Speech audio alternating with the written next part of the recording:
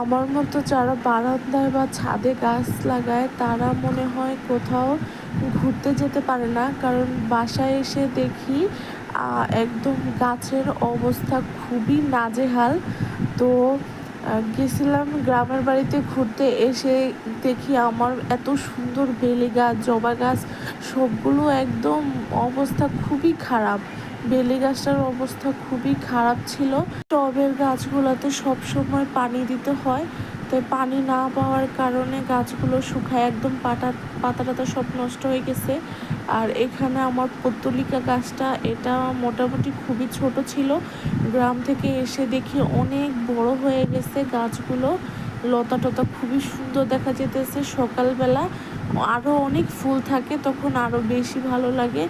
আর আমার জবা গাছটা ডাল একটা ভেঙে গেছিলো, ঝড় তুফান হয়েছিল মনে হয়,